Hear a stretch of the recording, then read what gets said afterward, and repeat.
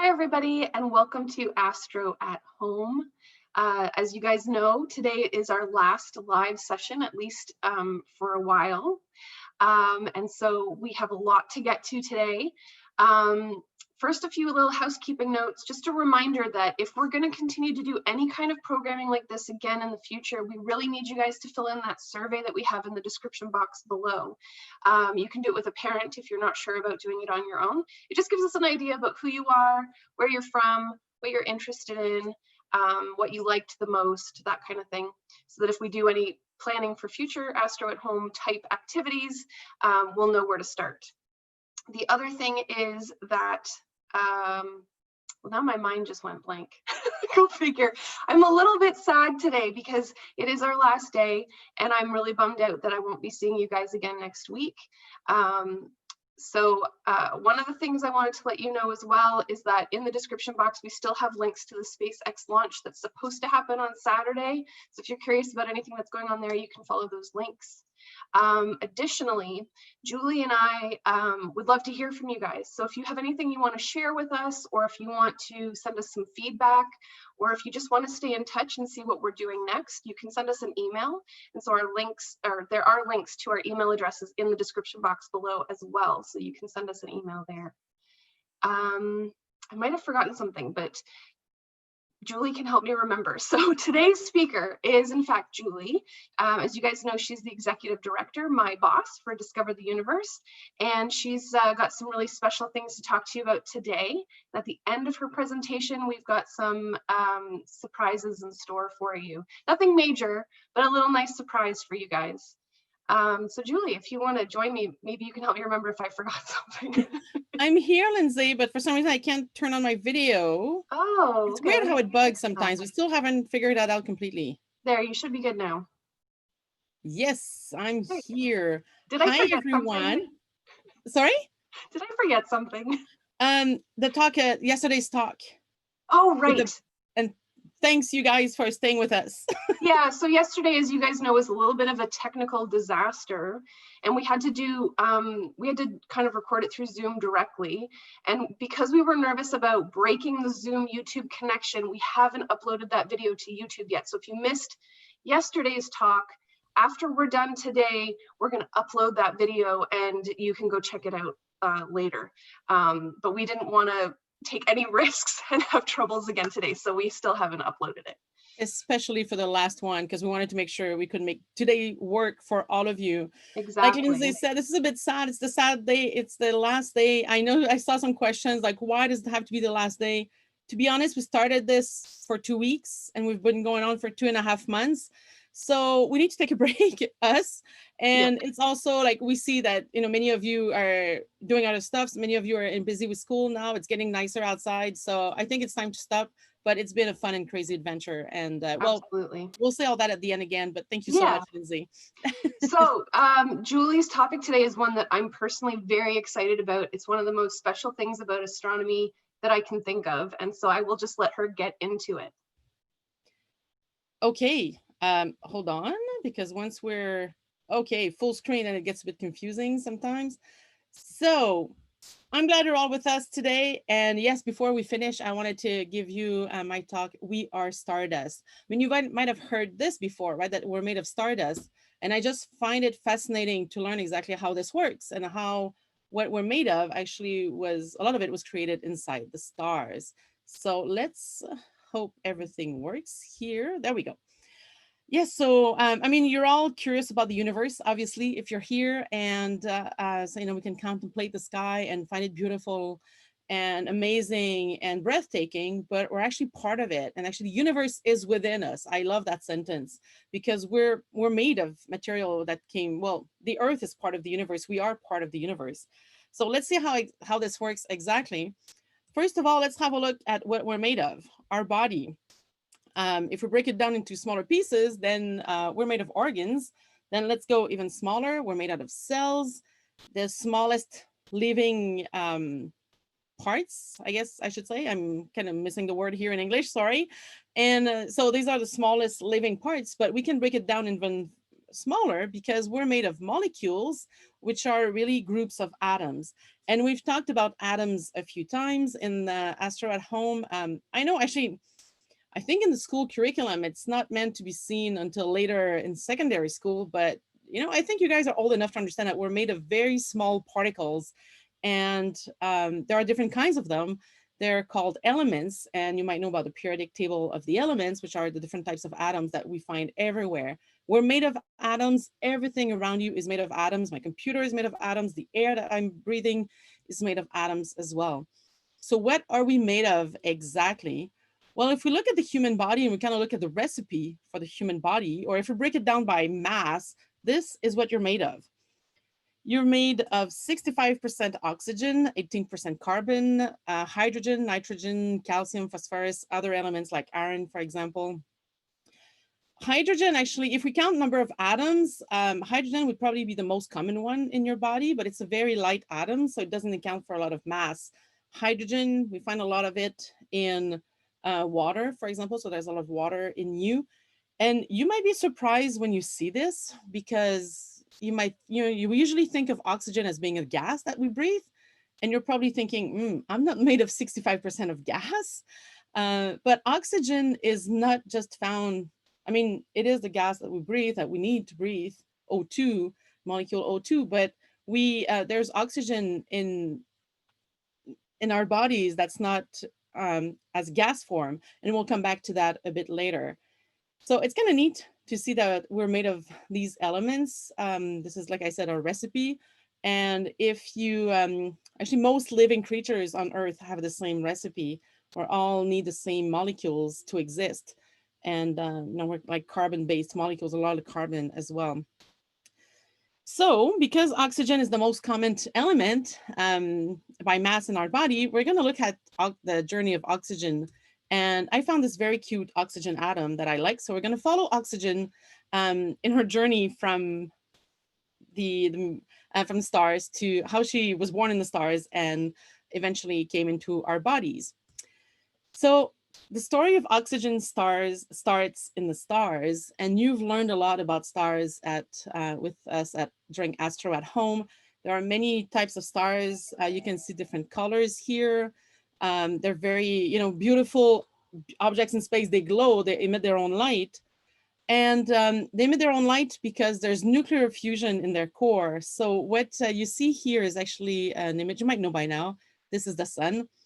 And this is an ultraviolet of the sun, but color-coded red. So this is false colors. You can see a bit the activity on the surface. But what makes the sun glow and all stars glow is because of the nuclear fusion happening in their cores. So what's nuclear fusion? It's when you take hydrogen, let's start with that one. You take atoms of hydrogen and you combine them to form helium. That releases a lot of energy, and that's what makes stars shine, and that's what makes the suns shine. So nuclear fusion is what's happening inside the stars, and that's why they glow, and that creates new elements. So you start with helium, and then you start with hydrogen, and then you go into helium, and by the end of their lives, stars will eventually fuse other elements. They can fuse helium to make carbon and oxygen and other ones as well. And I won't go into all the details because there are many different steps, and I don't remember all of them. But this is how new elements are created inside stars because of the nuclear fusion happening in their core. And by the way, the famous equation by Einstein, which you might know about, E=mc², actually tells us, I won't go into all the details, but it tells us about the energy being converted inside the sun. It kind of explains the energy that we get from the sun. So that's pretty cool sometimes to know that fact. So once stars, we're looking at a massive star here. So a star bigger than the sun, more massive, more mass in it, hotter, and it will start, converting hydrogen into helium, and then it will convert helium into other elements. And this is a bit what you see here. Eventually, it gets into this onion-like, different layers, a bit like an onion, and you get hydrogen, and then helium, and then carbon, and neon, and look what we have here. We have oxygen. This is where oxygen is born. Oxygen is born inside stars when you get to that point in the nuclear fusion. You see other elements here. You get potassium as well, and iron. And you can get to many different elements. Actually, there are different steps. Usually it stops at iron. And then when the star changes at the end of its life, then it can actually create even more through an explosion. And that's what we're going to look at, actually.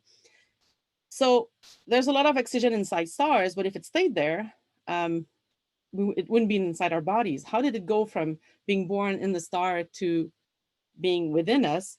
Well, at the end of their lives, again, we're looking at a massive star here. I'm just taking those as examples. So it's a bit easier to understand, but there are different ways to do it. But at the end of their lives, massive stars will explode as a supernova. And there we go. And actually, Kelly gave a very good presentation on supernovae as well a few weeks back. I like referring to previous presentations because we had so many on different subjects. And all the matter is thrown into space, including oxygen, as you saw. It just goes into space, goes into interstellar space. So the space between the stars, and you get a lot of gas.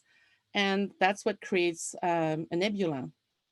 So a nebula is a beautiful cloud of gas and dust.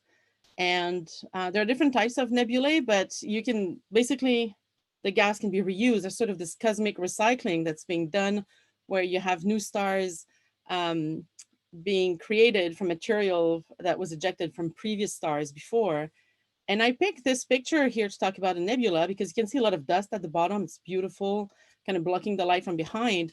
And the blue in this image actually represents, it tells us that there's oxygen in this image. So the oxygen emits at a specific wavelength, at a specific color. And in this image, they color coded it blue. So every blue you see here tells us that there's oxygen in there. So I think that's pretty neat to see that. And then there are many other nebulae. This is the Orion Nebula. And in this one, you can see actually new star systems being formed. So these pictures, you can see a star being formed in the center, and the gas, the dust, and the disk of gas and dust around it is where the planets can form around the star. So it's pretty amazing now with the technology. This is by the Hubble Space Telescope. We can see other planetary systems being formed, and I find that just fascinating. This is from Hubble, the Hubble Space Telescope, but we also have ALMA. ALMA is a very large radio telescope in Chile. Canada is part of this radio telescope. Actually, it's collaboration between many countries. And the images you see on the left there, they're false colors. It's actually in a radio image, so it kind of tells us where radio light is being emitted. But what you can see here is the brightest part in the center is where the star would be forming. And around it is sort of the disk of gas and dust in purple. And when you see spaces or gaps in the disk, that's probably where planets are forming. So when the planets form from that gas and dust, then it gathers the material in its orbit and it cleans everything in a sense. So you get these gaps in the disks. And this image was released not very long ago. I don't remember exactly, maybe a year or so ago. And I was just blown away by the details that we could see now. This is what we're seeing now. We can study those planetary systems being formed elsewhere in the galaxy. This is actually another image from ALMA, which was released earlier, maybe 3 years ago. And again, you can see these gaps. This is probably where planets are forming. So you can see how big it is as well, because this is our solar system in comparison with the last one being the orbit of Neptune. So this is a system forming, and you can see some planets are further out than Neptune is in our system. Okay, so how does this work exactly? Well, here's an animation showing how that disk of gas and dust can form planets in a few places.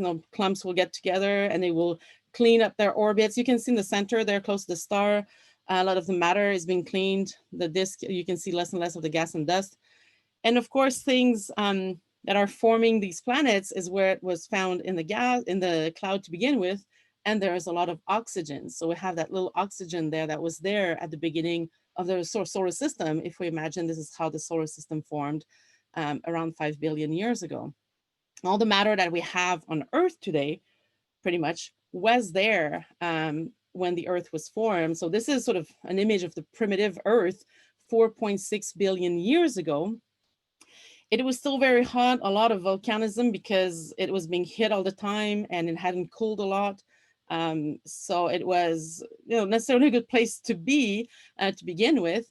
But it's amazing how life appeared pretty quickly as soon as the period of heavy bombardment, when there was a lot of collisions still in the solar system. When that ended, life appeared not too long after that. But what I like to highlight is that all the matter, except for everything that's been falling since, like meteorites and space dust, that there's actually quite a few tons of those that falls every day. But compared to the entire mass of the Earth, it's not a lot. So pretty much everything that's on Earth today, the matter that we have all around us, those atoms were there 4.6 billion years ago when the Earth was formed, and oxygen was there. So the oxygen that's in your body today, that was created in the star and was formed with the Earth, eventually it led to be inside your body, but it was there at the beginning of the Earth. But at the time, it was not in the atmosphere.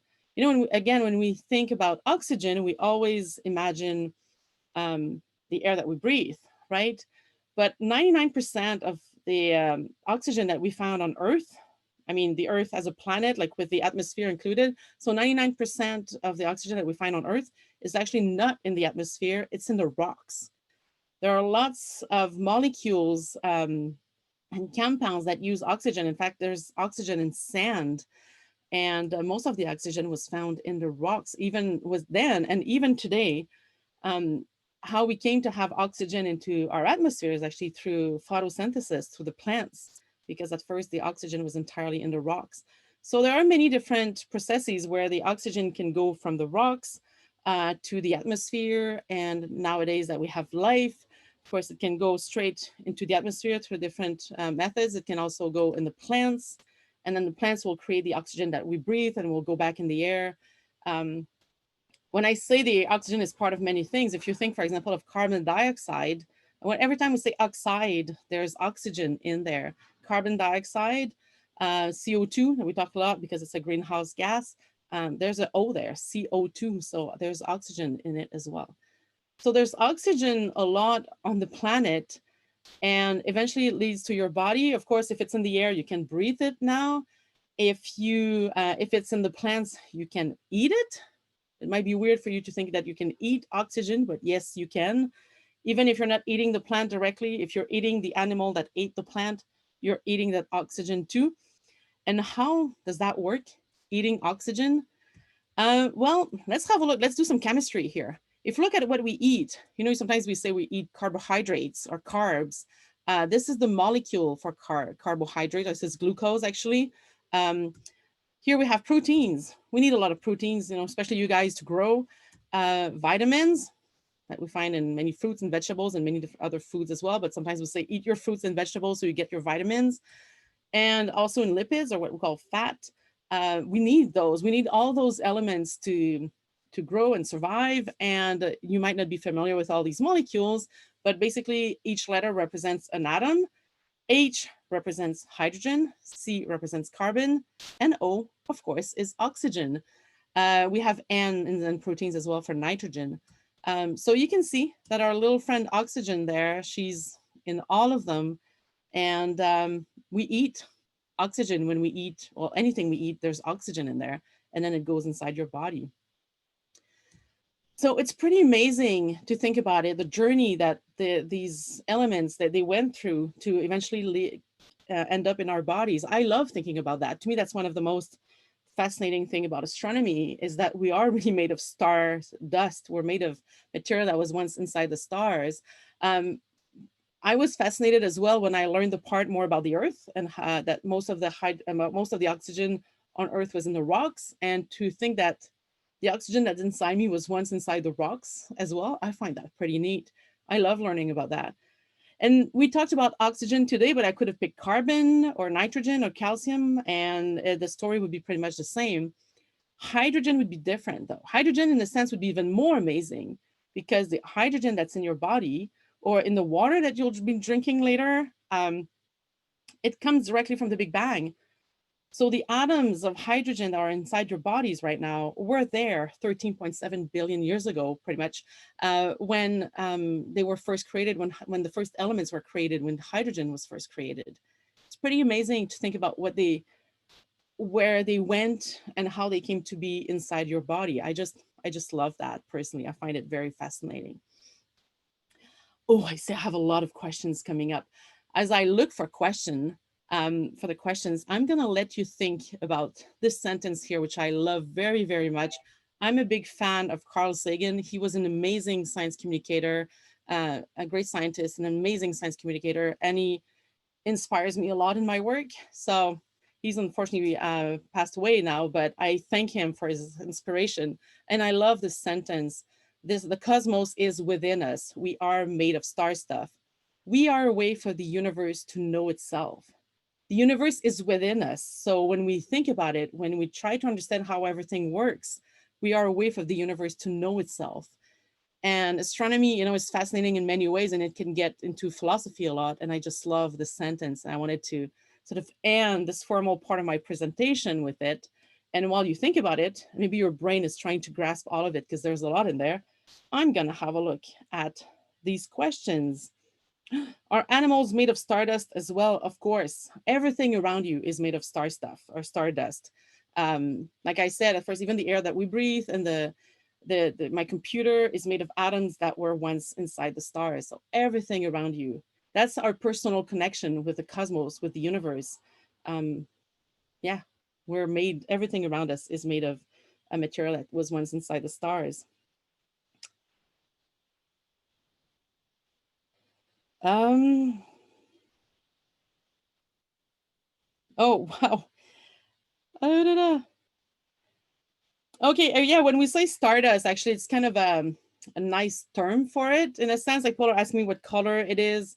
It's just saying that something that was once inside a star that eventually changed and came into being where we are now, like small pieces of stars, basically. I guess we could call them like small parts of stars as well. So people are asking about the colors of stardust and all that. So there's not necessarily any color to it. It's just everything around you is made of material that was once inside the star.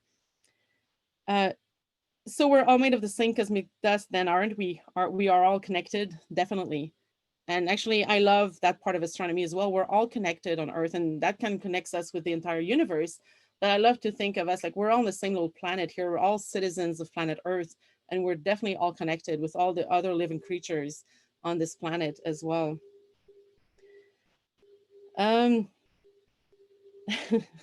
So, okay, I think I explained a bit more Stardust. There were a lot of questions about that. I think I'm gonna end my the official part of my presentation here and go with the surprise. Can we do that, Lindsay? We can. I think everybody's ready. Everybody's ready. Ho, what does that mean? I don't know. Are you guys ready for a surprise on YouTube? Hey, everyone, turn on your camera. Everyone who's here with us, I think we'll have more coming, right? Hey, everyone, thanks for joining us. Hold on, Lindsay. I think there's many people waiting to I'm be. seeing that. I was trying to figure out. Yeah, I was trying to figure it out. Sorry, guys. I'm just going to promote everybody because I can't. Yeah, sorry, the surprise. There's more coming. So we thought for the very last day, it would be fun to invite all the speakers. Not everybody could make it, but we have quite a few right now. Hi, everyone. Hi, Julie. You can turn on your microphone and say hi. Everybody, it's good to see everyone. Hi, everyone. Hi. Hi there. Thank you so much for joining. We have people in many different time zones right now, from Eastern Canada to Yukon to BC. I don't know if she's there from BC to Hawaii. Hawaii. Yay. Hey, thank you very much all for joining. Some of you presented once, some of you presented many times. I just thought it would be fun to have a little informal chat at the end and invite everyone. So I'm gonna sort of open the floor to everyone to share, and feel free in the chat as well to say, like, what was your favorite part about Astro at Home? Why did you come? And many of you came back many times. What did it mean to you? Don't be shy. Well, for me, I absolutely loved the live chat, the YouTube chat there, and like seeing, and even if they weren't asking, I know you were moderating the questions, making sure they're kind of staying on track, but even like the random conversations and like the funny personalities and the little jokes and stuff, that was my favorite part about it for sure. Me too. Yeah, I really liked how, I've done a lot of these virtual talks and I feel like I'm talking to myself, except when I've done the Astro at Home ones, because I'm getting so many questions from all of you that helped me realize like, hey, someone's out there. Someone is actually listening to me talk. And also, yeah, they're really good questions too. So that was awesome. I was like, who's talking? Sorry. There's so many of us. This is great. I really like the small competition, like who will ask more questions with the numbers and the exclamation point, like 21. I thought it was really fun. I think our record was 57 questions, if I remember. Ooh. Who was that for? Their screen name is Lucas Daverlock. I don't know if that's their real name. The more questions, the better. Yeah. I think my favorite part was. Oh, go ahead, Parshadi. Go ahead. This is the thing with like online. Everybody's like shy to talk, that everyone talks at the same time. Thank you. I was just gonna say, I think my favorite part was when Lindsay would send me like a screenshot of like at the end when they send like thank you and like rockets and planets and all of that stuff. I think it just shows that they enjoyed and they learned whatever we were talking about and they took it with them. Absolutely. If you guys want to send us some of those cool emojis right now, go for it. Yeah, well, what I was going to say is we did sort of the surprise for the French one this morning, so I'm sorry if I'm repeating myself for some of the participants, but what I really loved about this experience is these are difficult times, and as an astronomer, I don't necessarily feel like the most useful person right now in the pandemic. I'm not a doctor, I'm not an essential worker, but all the messages that we got on Facebook and on YouTube and emails and everything from parents and kids saying how it gives them something to look forward to, and it's something that they discuss with their grandparents on the phone. It's a way for them to connect. It made me feel just a little bit useful in these really weird times. So I really love that. You're here. I believe the same thing.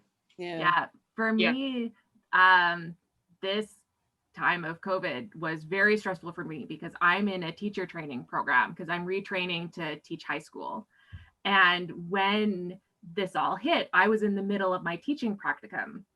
And it was completely unclear for a while whether or not my schooling would go forward at all, whether or not I would, I'm supposed to, graduate in August, whether or not that would happen at all, whether I'd be waiting another year. So much uncertainty. And it was so awesome for Astro at Home for me to feel useful. Like I could be doing something related to teaching, related to astronomy, just doing something, because for my teaching program, there was nothing I could do. It was completely out of my control. It was really nice to do something. Are you graduating in August? I am. Yes, they sorted it all out, thankfully. I know. I'm sorry. I'm just going to interrupt everyone for a sec because I know Mike has to go. So Mike, if you want to say a word before you have to go at 2:30, I know you have another meeting. Oh, and Daisy as well. So sorry. Daisy, you want to talk? Yeah, Daisy, go ahead. Yeah, I mean, I feel so satisfied that I was able to participate and contribute to people, especially in this difficult time. So apart from, my passion to let people know the science around what is going on and, all of the things we see every day, I feel pleased that I'm able to help people out during COVID. Yeah, and the most enjoying part was the fact that some people took out time to come to Twitter and ask me more questions. And I feel like, oh, that shows they really paid attention. And that's very rewarding for any teacher. So thank you so much, guys. So one of the things that I liked a lot was the questions. That's always a highlight for me. I spend most of my time teaching university students who can be a little bit reluctant to ask questions. They're worried about asking, dumb questions. But what I like about Astro at Home is that people were very free with their questions. They asked all sorts of amazing things that, questions that even adults wouldn't ask. And I think one of the other things I liked a lot was watching everybody else. It's so fun to watch all the other videos that everyone else has made and, hear people talk about the science that they're interested in a way that's accessible to everybody, including me, because even sometimes for astronomers, it's hard to access what other astronomers work on. It's complicated, and to have them bring their science down to a really accessible level is fun, even for me. Definitely. I just want to add something to that because, well, some of you saw a talk I gave last week during the, actually this week during the Canadian Astronomical Society meeting, but I said that I learned from all the other speakers, and I want to repeat that here for everyone because I did actually. It was amazing to see you all present differently on different subjects, and I learned a lot from everyone, and that was amazing. I probably learned the most. Anyone else wants to share about their favorite moment? It could even be like, you know, fun moment. This was live and we're live again. And, you know, sometimes things don't work exactly as planned. Were there like funny moments for you or like some blooper that you remember that are probably there for a long time on YouTube now if we look for them? Or it's not really a blooper, but one of the presentations that I gave in both French and English, but the name is different, was the kaleidoscopic universe. And I realized in French, it's more understandable. I called it like the multicolored universe. But in English, I say kaleidoscope. And it never occurred to me that like kids these days don't know what a kaleidoscope is.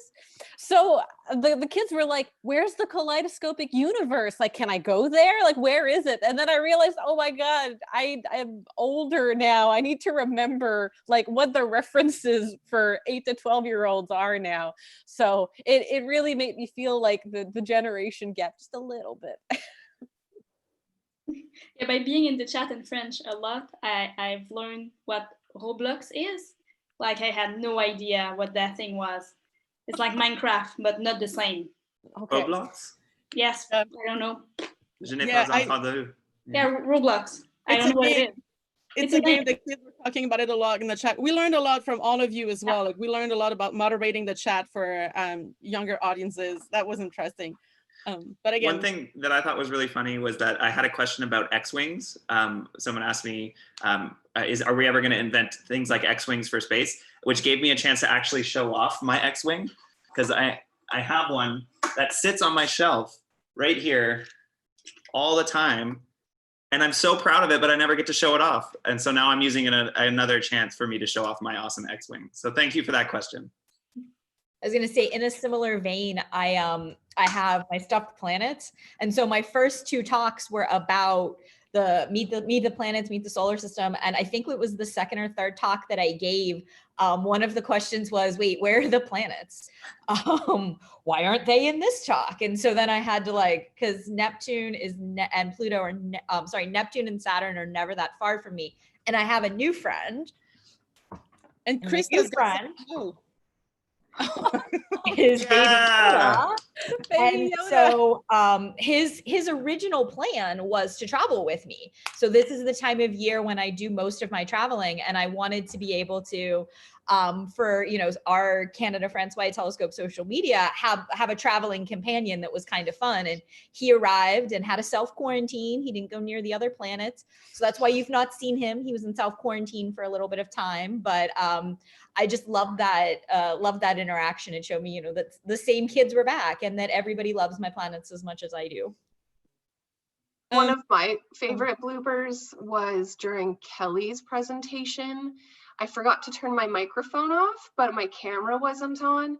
And my dog Maple started talking to me. And so I started talking back to her and asking if she wanted a cookie. Meanwhile, everybody could hear me talking to my dog in the background, and I was so embarrassed. Yeah, Maple was a big member of Astro at Home. Yeah, the snoring member. She's sleeping here now. So does she want a cookie? Always. We haven't heard from a few of you. So Kelly, Ilana, Emily, if you want to add a few words. Well, in terms of getting to show off stuff, I like to play Dungeons and Dragons, and I was really excited during my gravity talk to show off my cool dice, which I don't have next to me right now, but it was a little part of my life that I got to share with the world, and that was a lot of fun. Yeah, I was going to say the same thing as a Daisy before. I was so happy when someone tweeted at me afterwards to ask more questions. Like, I had forgotten I even gave my Twitter, and then I got all these tweets after, and it was super nice that people were interested and wanted to learn more. So that was the best part for me, I think. And just to mention as well, I think all of us here, I know some of you, like Lindsay, you put the link to the bios for our speakers, and some of you mentioned your Twitter address. And I think all of you, I think I speak for everyone when I say, feel free to reach out again if you have questions, right? Yeah. Yeah, please keep tweeting at me. Exactly. So if you have more questions, we're all happy to help in the future as well.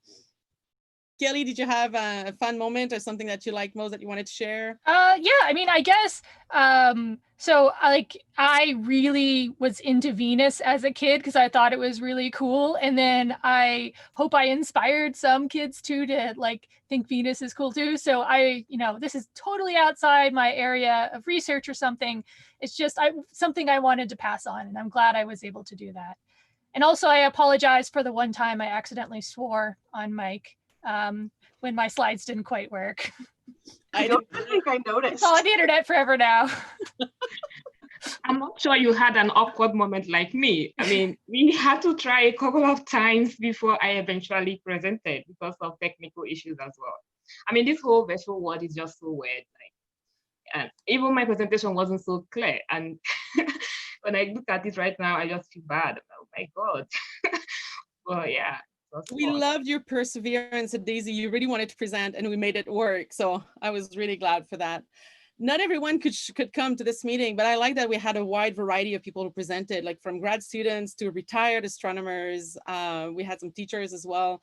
Astronaut in French, we had an author as well. So anyway, to me, that meant a lot as well to have a wide variety of people presenting. So the last question I want to ask before we finish, was there a specific question that you got from the audience that kind of surprised you or made you think, or maybe you kind of got stuck, like, oh, how do I answer that?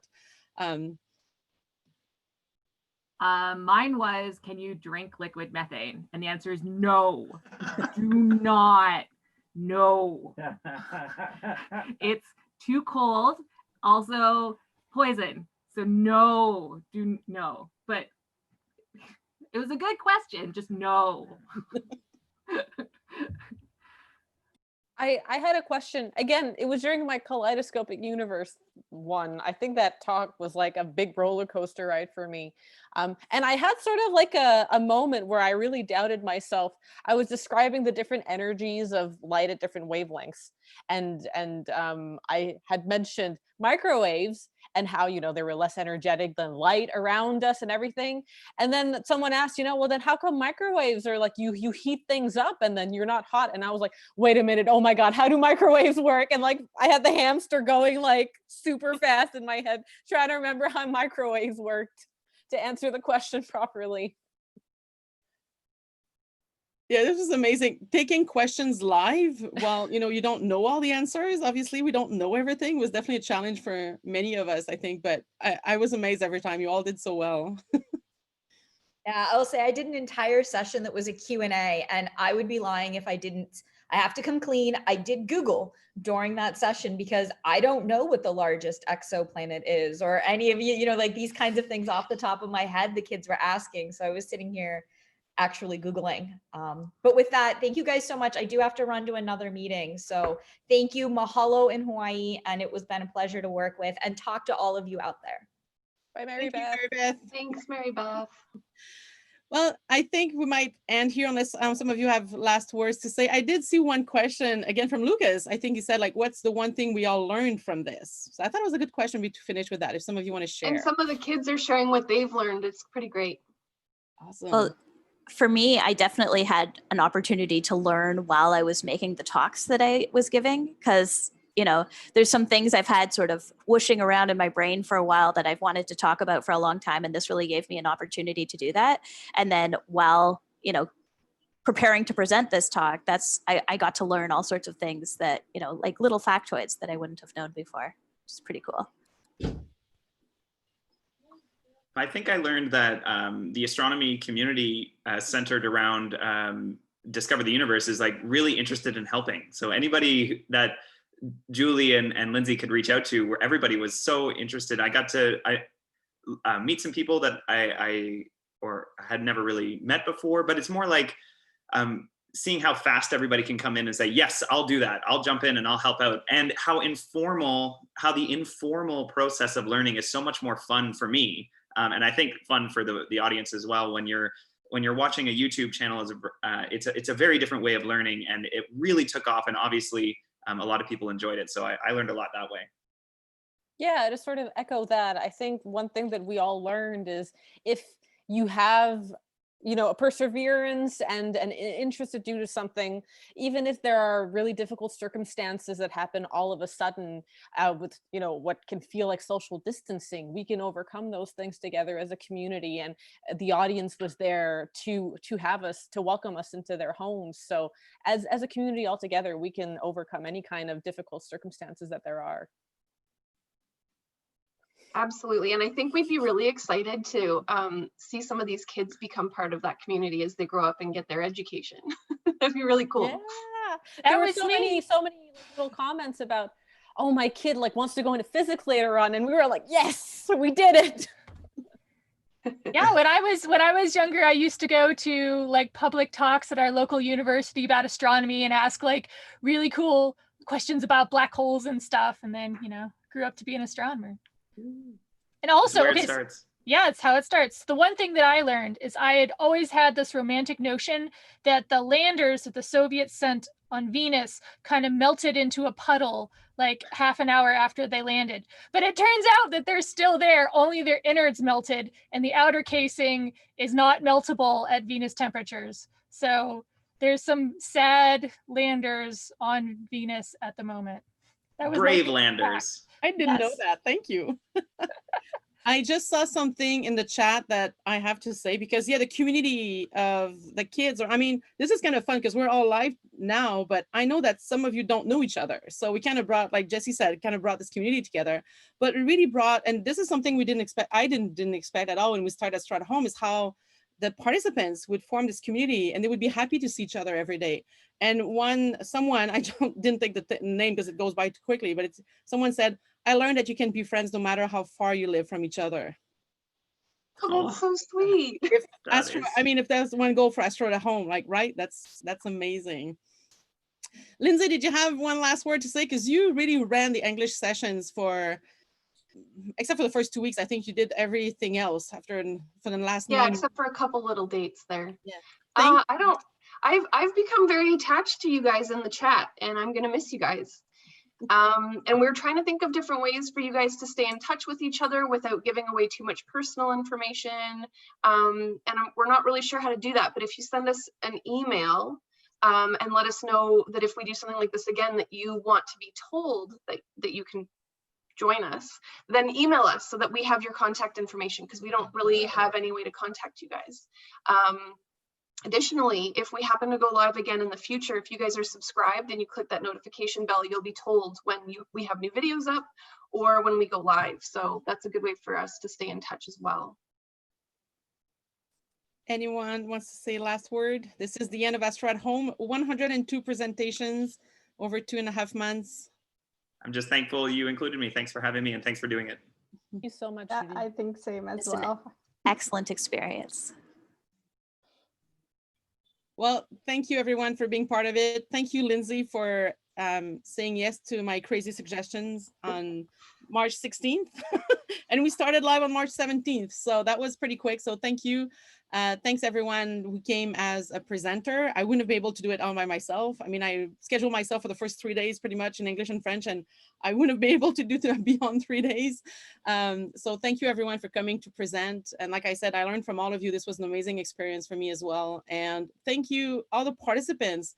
And I think we're all a bit sad now that this is the end, and I saw many sad faces going through the chat. So thank you so much for making this. We planned for 2 weeks and then we kept going because you were here all the time. And that was amazing for us to have participants. And I know some of you couldn't be there live and came afterwards, but I know the community, like the bunch that was there every morning, you were like, and it was great to see you interact, well, every afternoon in English. It was interesting to see all of you. So thank you, everyone. That's all I can say at this point. Thanks, Julie. Thank you. Thanks, everyone. Thank you. Thank you. Bye for now, everybody. Bye. Bye. Bye.